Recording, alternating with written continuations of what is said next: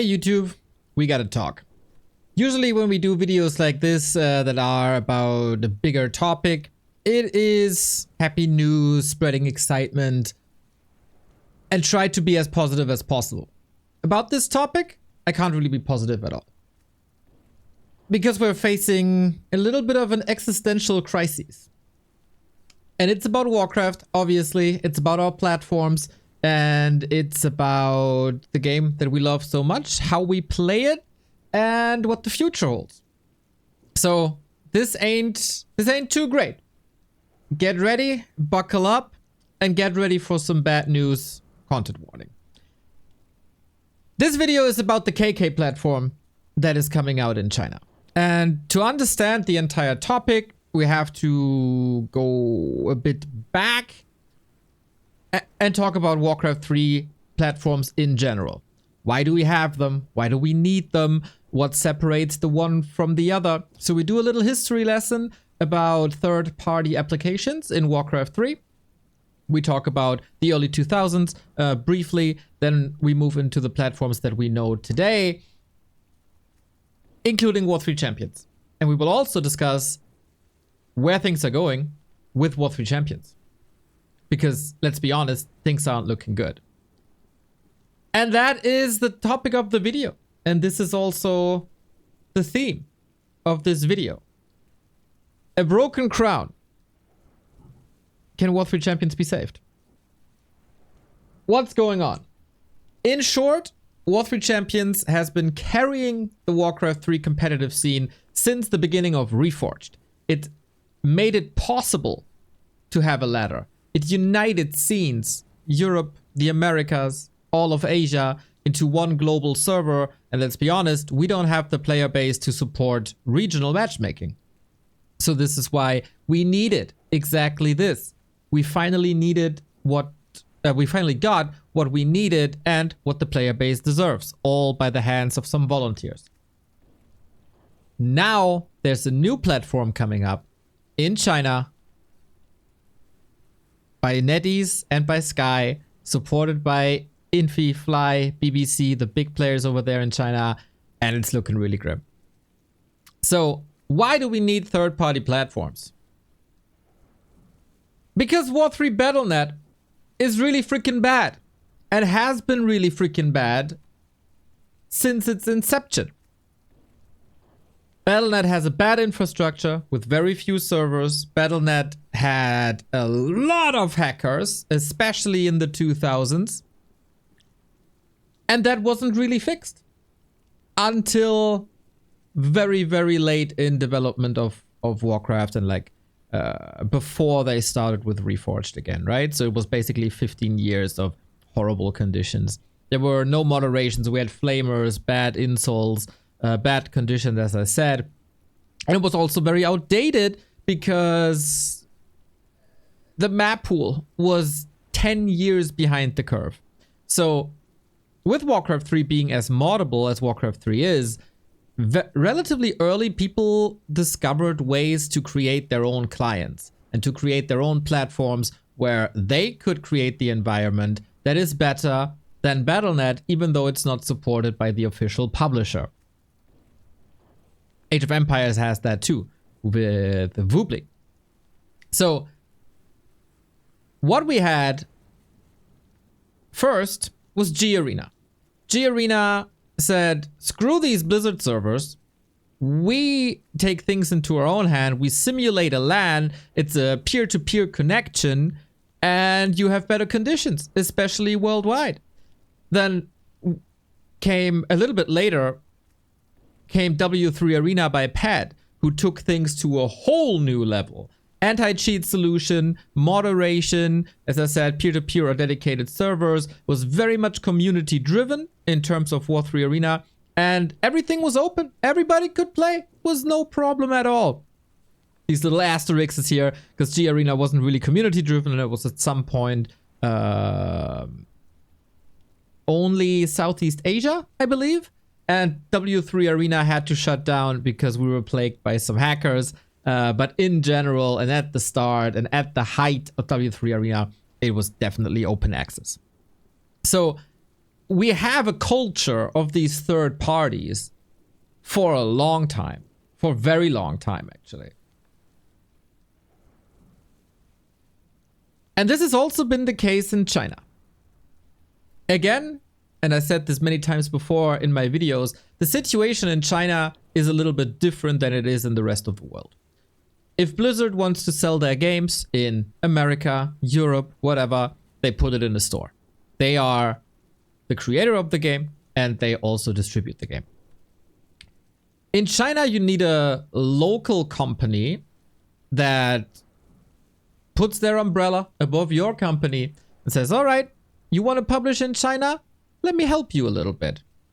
Otherwise, it is not possible. So you need an umbrella company, and NetEase is one of the biggest game creator companies there is in China, and they've been partnered up with Blizzard for a very long time, not only for Warcraft, but for all Blizzard games. This company is gigantic. And they thought, you guys are not doing anything with your BattleNet. Let us take care of Warcraft 3 in China, and let's create the NetEase Battle platform. And since they had such big budget, they could throw a couple of developers on it. And at the time of release, around 2014, the NetEase Battle platform was a freaking revolution for Warcraft. Especially in China, people reported, it's zero ping, it's zero ping. It became known as the zero ping platform. Everything was modernized. You could watch these games. You could easily host, reconnect. All these features that were missing were there. They updated the map pools as well. And especially, and this is very important, what they did so well is monetize custom games.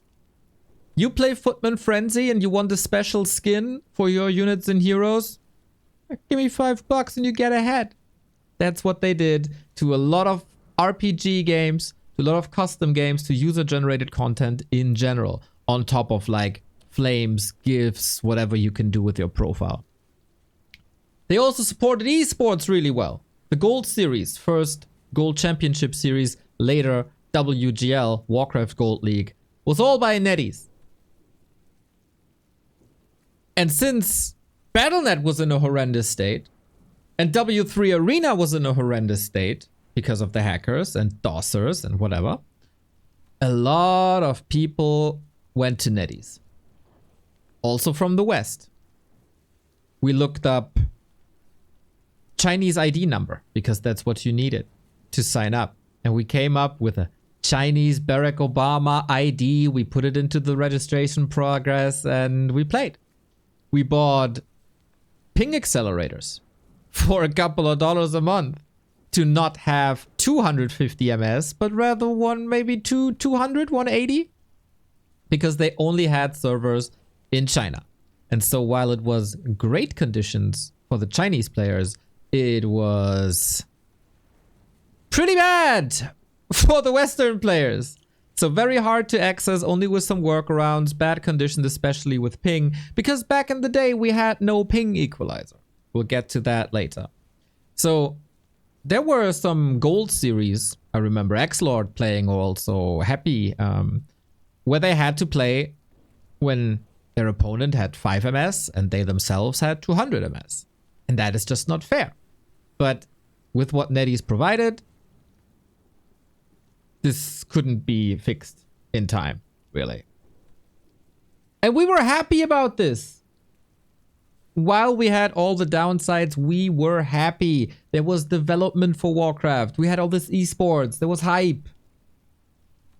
And then there was an announcement that shook the Warcraft world. And we were hoping for Reforged. Oh my god, they're gonna update BattleNet. Oh my god, we're gonna get all the up-to-date technology and all the publisher support that the Chinese already have from NetEase. I don't need a spoiler tag here. You know what we got. And we were some of the first to announce this when we were at BlizzCon, and Big not an official smiley face. announcement, not an official announcement, but rather behind closed doors, they told us, You know, the ranked play, the multiplayer, the ladder for release? Maybe not. We reported this on November 3, 2019. Warcraft 3 was released a couple of months later. On launch day, without any multiplayer at all. And you think, but now we have ranked, Neo. We can use Battle.net now, Neo. And we could. Because they put it up 3 years after we reported that there's no rank play.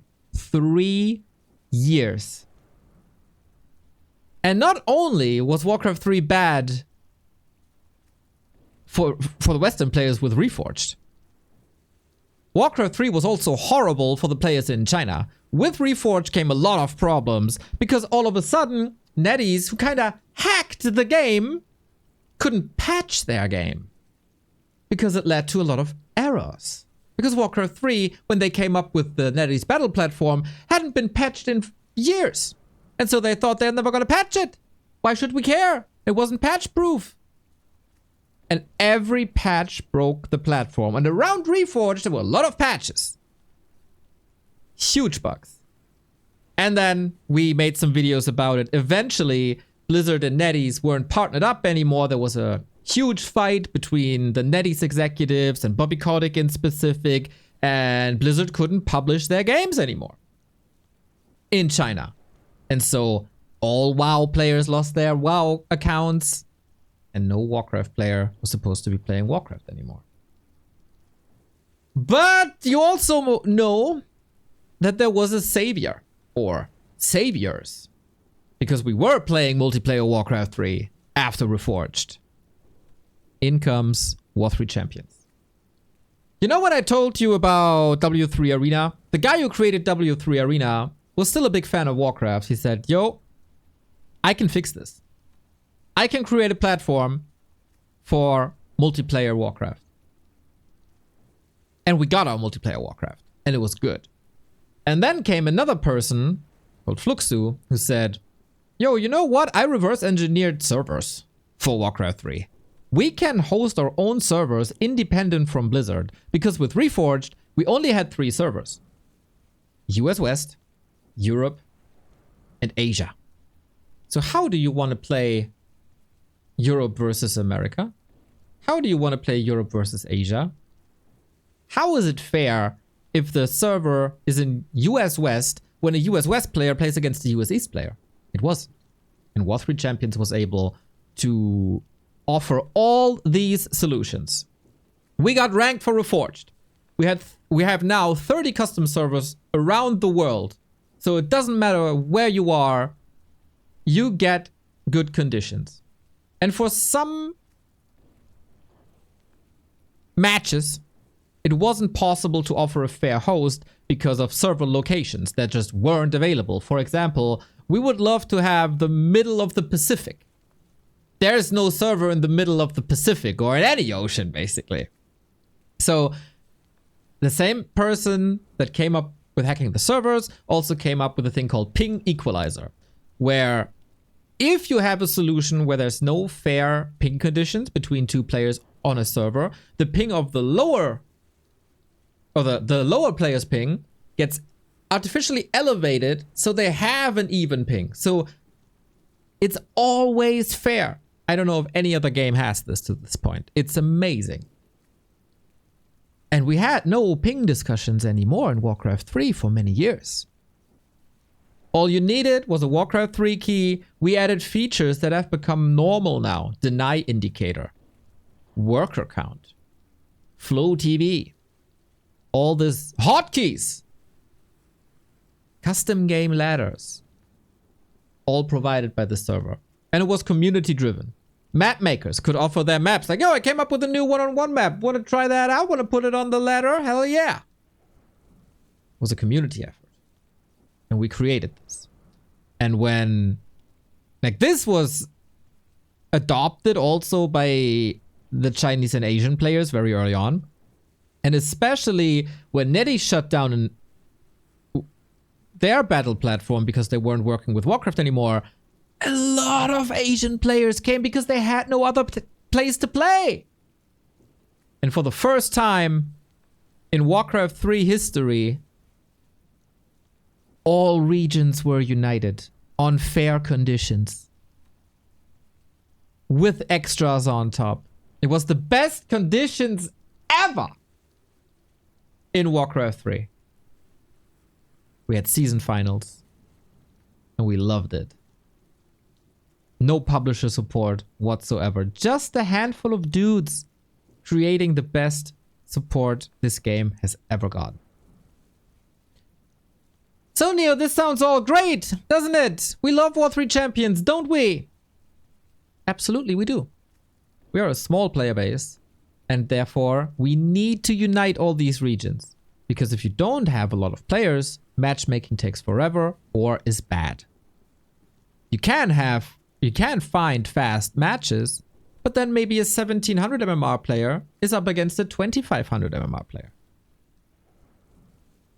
Or you wait a long time and maybe finally someone of your skill range comes online. This solved all of that. There are some problems with War 3 Champions though. And that is that it was never recognized as the official multiplayer platform for Warcraft 3. It is tolerated by Blizzard, but it's not specifically allowed. They could shut this down any day. File a lawsuit and get rid of it. Or change some tech and make it so the War 3 Champions method to creating games doesn't work anymore. Because of that, War 3 Champions had to be incredibly careful with what they do. And Blizzard is only getting interested in things when money is on the table. So, you make money with my game? Well, let's shut this down. We've seen this plenty of times. So, the rule was never monetize above the self-sustain level. There are community donations, there are community contributions, but it's only to pay the servers and it's non-profit. Always has been. That also means they don't have a big bank to create huge tournaments, for example. Also, that is all crowdfunded. And obviously, there was never any publisher support for this. Never. So what happened now at the Chinese market in the meantime? So, status quo, War 3 Champions, everybody's happy, everybody is playing on War 3 Champions. We are one global united scene with fair matches between all regions. Sneakily, in the Chinese market, as the partnership of Blizzard and NetEase was over, all of a sudden Sky, legendary human player, WCG winner twice, launched his own platform. And it looked suspiciously like NetEase. And it had suspiciously the same functions. It was the unofficial successor of NetEase. It had access to the user-generated content market to sell the cosmetics and sell the hats. And I reached out to Sky when that was released like a year ago or so. Like, dude, you don't want to kill War 3 Champions, do you? It's like, no. It's only for RPG maps, you know, custom games, cosmetics, etc. We only run on patch 1.27. Don't worry. And yeah, it was no competition for War 3 Champions. They couldn't run the patch. They had no widescreen. It was lackluster. But people knew there's a place again to play Warcraft in China. And now, NetEase and Blizzard are back together. And the battle platform is coming back. And they partner up with Sky to absorb his platform, the Sky platform, to found the KK platform. They're bringing the NetEase battle platform back, rebranded, including Sky, as the KK platform. And this is the problem now. This is a huge problem for Warcraft 3. One could be happy, right? It's like, hey, support for the Chinese players. That's great. Well, let's see. The KK Battle platform is running a pretty big marketing campaign right now. And obviously they're reaching out to the RPG players and user-generated custom players. And also for Melee, they created the Pro League. So what's happening? Essentially, what they created is Warcraft 3's Casper. You know, legendary tournament organizer during the Brood War days in Korea. So the big players now are NetEase, Sky, the WAL team, Infi, Fly, big streamers in China, as well as BBC and everybody from the B Cup. So they got the big gaming company and publisher. They got the biggest, I guess, or the most legendary, at least, gaming persona in Chinese esports in Sky. And they got the biggest Warcraft 3 streamers at the moment that are also at the same time the tournament organizers. All under this umbrella. And they are throwing a lot of money at Warcraft. An annual bonus of $70,000 for the Warcraft Pro League. Every ladder season on the battle platform has $3,200. And they figured out a way, how do they make other tournament organizers play their tournaments on KK instead of War 3 Champions? Well, if you apply to host a tournament, you can get support by KK and you will get points awarded for your tournament. So if the players in your tournament make it far, they get points that go towards the annual bonus. This is how it works. You accumulate points over the year, and at the end, who has the most points gets extra money on top. But only if the tournament is sanctioned by these big players here. So you have to host on KK. And then, of course, when there's so much money on the line, players play on KK. It's obvious. This is what's happening right now. And this has flaws. A lot of flaws. There is only one server on the KK battle platform. So if China plays versus Korea, it's 5 MS versus 50 MS. That is okay. But it's still unfair. Imagine you stand at the shop, there's one Invo potion. Both spam the Invo potion button. Who gets the item? Always the Chinese. Versus Russian players, it gets even harder. Or also, of course, everybody from that region. It's 5 MS against 150 MS.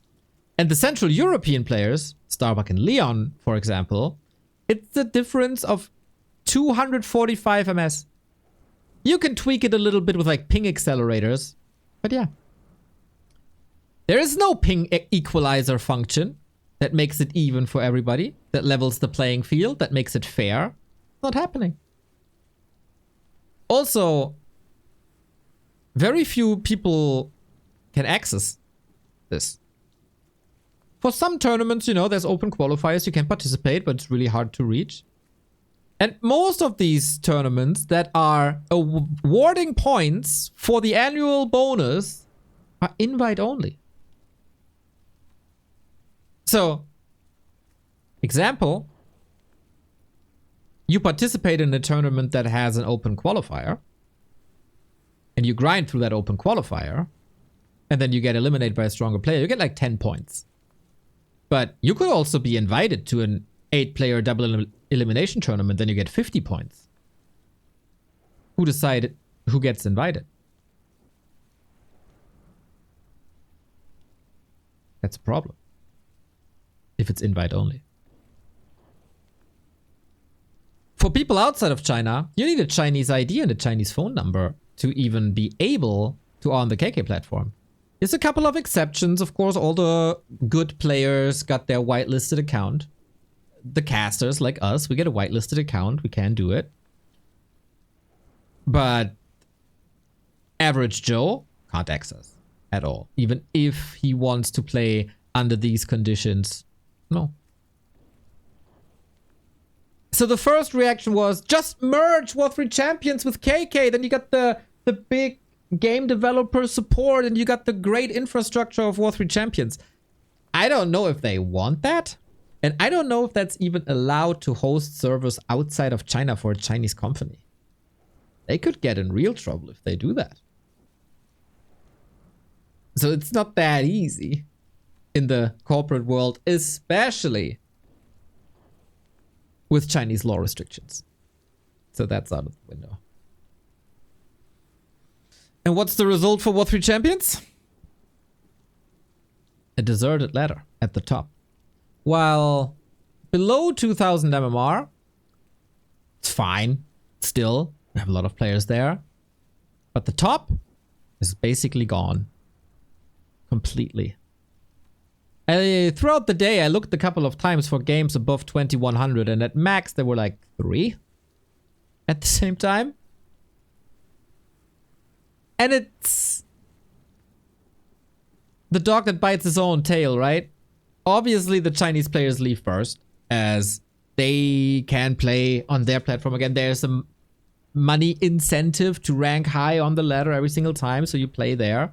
And since they all did this, they find games against each other. That's good. And then the Koreans are like, hey, you know, my ping isn't that bad. And if I get money for that, of course I'm gonna follow. So I play the Chinese, I rank high on the ladder, I get some money, I get my points for the annual ranking. Nice. So the Western players don't have any opponents anymore. So what can they do now? Wait forever to get a game, or also move to the KK platform and accept the 200 MS. Given that they get special access that maybe a handful of players got. And that's a trickle-down effect also on the high amateur levels. And it continues to be a trickle-down effect. So this is a massive, massive, massive hit for the Western scene. This is a huge slap in the face for the Western scene. And it's really bad. Like, it's anxiety introducing bad right now.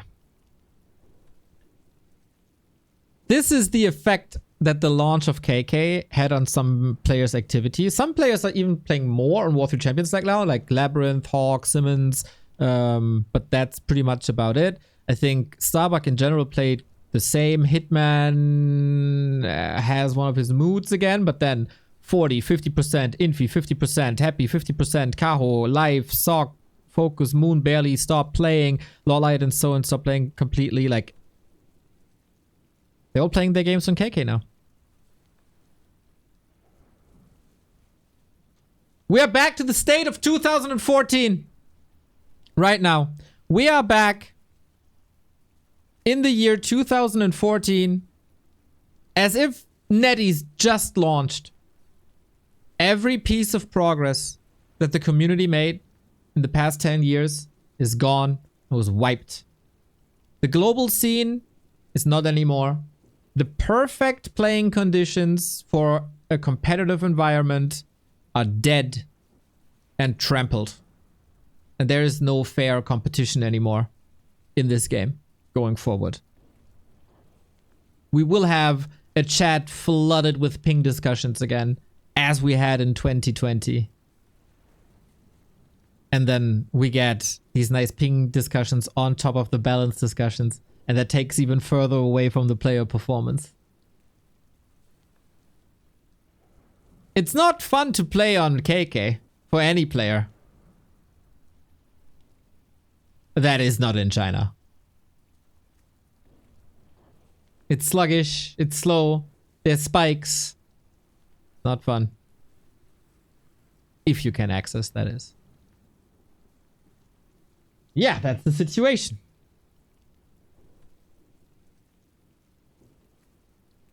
Map makers. No chance to get their map reviewed and included into the KK pool.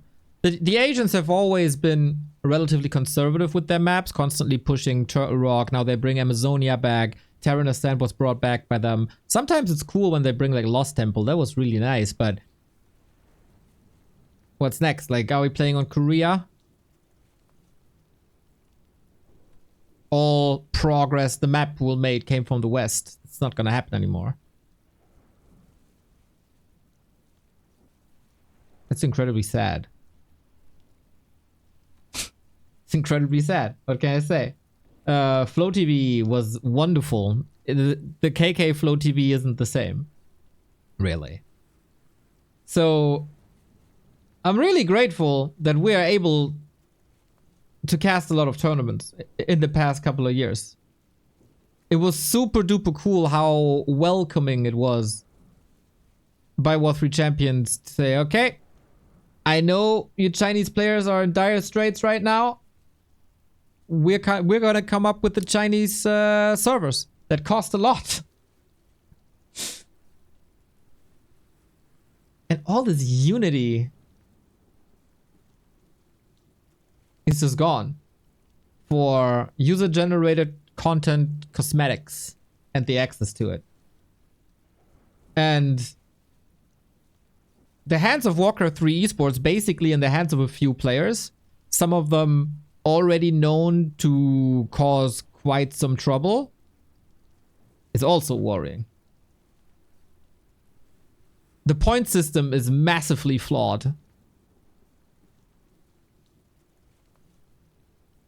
It's their tournament. It's their right to do. It feels like it's a concept of a plan, to be honest. The thing is, it's so understandable. Of course you want to make money when you know there's a market that just isn't tapped yet. When you look at NetEase and Sky as business people. Of course you understand the tournament organizers that they want to have a high profile in their tournaments, and these Pro League points give more prestige to your tournaments. Of course you understand the players that they are following the money and that they are following into the platform where the practice is the best and you have the lowest downtime. Of course that is understandable. It's also understandable from a Chinese perspective that you tap your local market and then with all restrictions in mind, you don't think about the Western scene. It's tiny. It's tiny. Of course you don't think about it. And as a Chinese player, you won't complain about that ping. You got a competitive advantage. The streamers, or the tournament organizers, they also get financial support for this. Of course I understand all of this. And that's the thing. Like, it's so understandable from every position that this is happening. That makes it even sadder.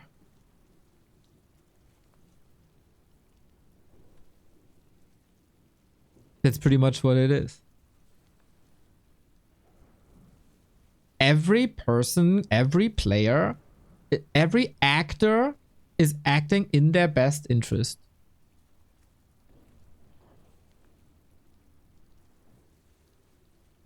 And that's why it is as it is.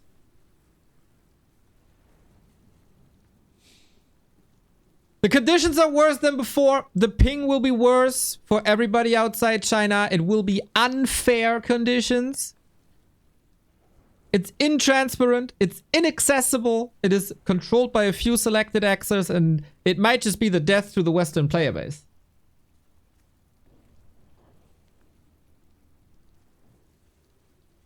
Happy has to compete with 150. Like, he's struggling already against Lin and Fortitude. Imagine that with a ping disadvantage of 150. Starbucks Rise would be impossible under these conditions. Leon wouldn't be at the level where he is when he can't play against the top players all the time. It's really bad. And then a lot of people are like at the beginning of their 30s or mid 30s, got wife and kids. That's a priority. They just want to play a couple of games in the evening. Don't find games. Well, then just quit.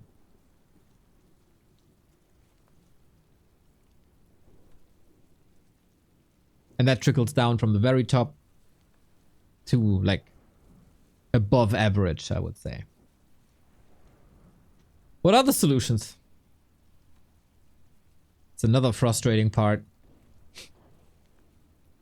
Like, the big selling point, we don't have to pretend that KK is in any shape or form technologically advanced to War 3 Champions. War 3 Champions is still the best platform by a landslide. It's not even close. When it comes to what's the best, it's War 3 Champions. What's the best for the scene? War 3 Champions. But KK is throwing so much money into the scene. Can't say no to that. Can't say no to that. WAL by Infi and Fly was already struggling, even with like 6 sponsors or whatever they had.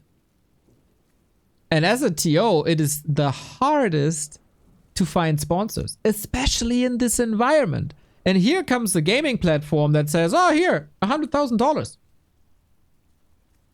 You can't compete with that with a non-profit platform as War 3 Champions is without any company support.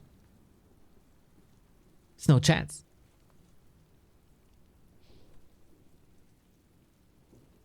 And I feel incredibly powerless in this regard.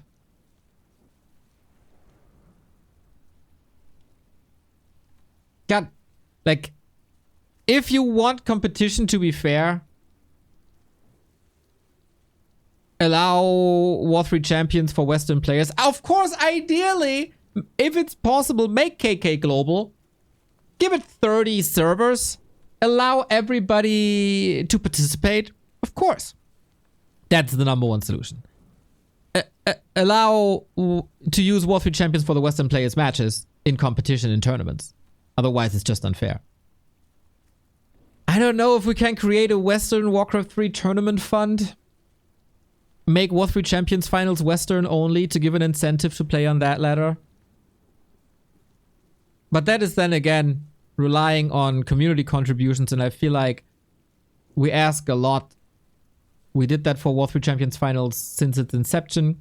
We did that at Rara because we also couldn't come up with sponsors to finance this event. And there's just not enough money to come up with that on our own. And we are also like apparently too dumb to get sponsors our own.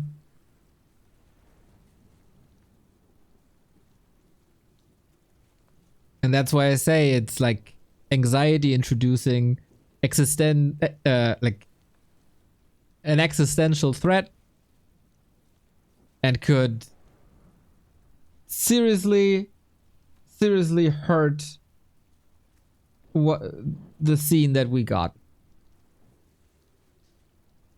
If you have any ideas, let us know. Put it in the comments. What's your take on this? Please don't be doomers. Let's find solutions together, because we always do stuff together as a community. Hell, we created War 3 Champions together. Let's fix another issue. I'm very tired of fixing things.